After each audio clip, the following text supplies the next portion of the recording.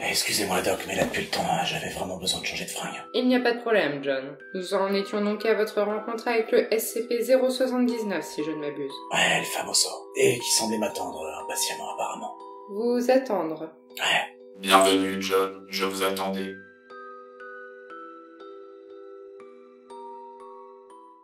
Cela fait un moment que je vous observe. Avez-vous fait bon voyage? Avez-vous apprécié ma petite perturbation? Mais ça n'a pas de sens. Pourquoi aurait-il fait ça?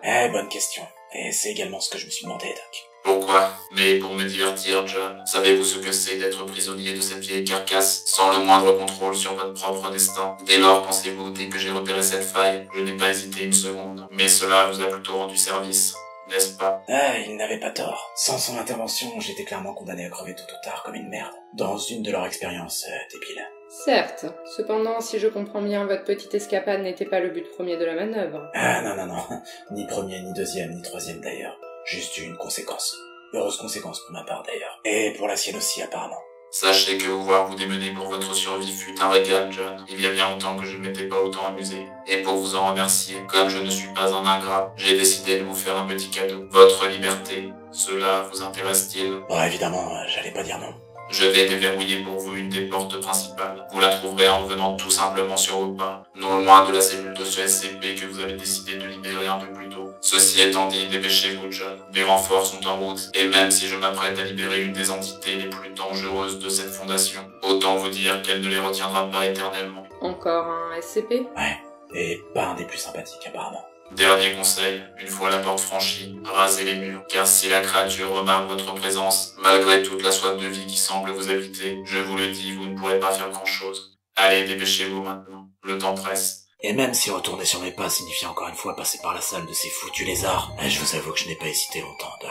Et de plus, ces derniers étant encore occupés à dévorer les corps sans vie des gardes qui me poursuivaient un peu plus tôt. En soi, par l'odeur, c'est passé tout seul. Un peu comme papa dans maman. Toujours plus classe, John. Et c'est comme ça que vous m'aimez, non? Allez, la suite, s'il vous plaît. Eh bien, sans surprise, j'ai continué mon chemin. Et puis finalement, après quelques minutes de recherche aérée dans ces foutus couloirs, je finis enfin par la trouver. Quand soudain... L'entité évoquée par 079, non? Je suppose. Et même sans l'avoir vu, effectivement, il paraissait plutôt balèze. Mais bon, après, pour vous dire la vérité, je n'eus pas non plus vraiment le temps d'y réfléchir plus que ça. Puisqu'à peine franchi la porte, un véritable chaos s'abattit sur moi. À toutes les unités, regroupez-vous. SCP-682 s'est échappé. À chaque pas, je pouvais sentir les balles lécher mes oreilles, tandis qu'une odeur de sang et de chair imbibait mes narines. Et puis bon, la suite, vous la connaissez. J'ai aperçu ce tunnel dans lequel je me suis littéralement jeté, et au bout duquel votre équipe m'a finalement récupéré. Un miracle que je n'ai pas pris une bastos dans la gueule en passant. On m'a expliqué qui vous étiez, un groupe envoyé par le gouvernement pour démanteler la fondation, et chargé de tester psychologiquement les rescapés tels que moi, avant de nous réinsérer dans la société. D'ailleurs, je dis les, mais si j'ai bien compris, je serai le seul classe D à avoir survécu. Il semblerait, effectivement. Du moins, vous êtes le seul classe D qu'on ait retrouvé en vie. Et les créatures, enfin les SCP, vous avez réussi à les... Reconfiné? J'aurais plutôt dit détruire personnellement, mais bon. Eh bien, je ne suis normalement pas autorisée à divulguer ce genre d'informations. Mais disons simplement que nous avons fait ce qu'il convenait de faire. Bien Doc, loin de moi l'idée de vous brusquer, mais est-ce que j'aurai le droit de me barrer après ça? J'aimerais si possible laisser toute cette histoire derrière moi le plus vite possible.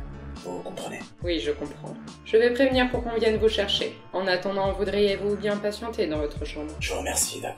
Ah, et juste, dernière petite question, si un soir je me sens un petit peu batraque, genre crise d'angoisse et tout, par rapport à toute cette merde que j'ai vécue, y aurait pas un petit 06 où je pourrais vous... Désolé, John, je ne suis déontologiquement pas autorisée à rester en contact avec mes patients. Ah, ça valait le coup de tenter, non?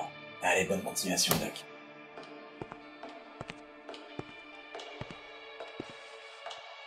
Professeur Naredovska, le sujet numéro 33 vient de terminer l'entretien. Nous pouvons amorcer la phase B. Ah bah putain, c'est pas trop tôt depuis le temps que... John, vous m'entendez, John? John? Restez calme, voyons. Vous êtes attaché. Il ne servira à rien de vous exciter. Désolé, John, mais je crains que vous n'alliez encore rester un petit moment parmi nous. Tirez!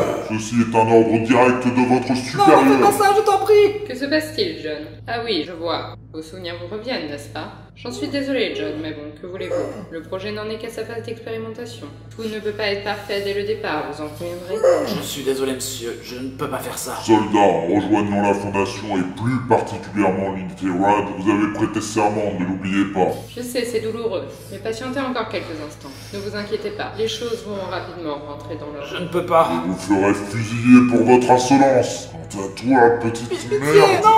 Ah, tu as voulu me tuer. Non, non, je voulais juste... Emmenez cet enfoiré en salle 420. S'il n'est pas capable de faire un bon soldat, il reste un bon sujet d'expérimentation pour le projet Morphée. Il n'y a pas de Romain ici. Son nom de soldat est John. Vous êtes prêts, John?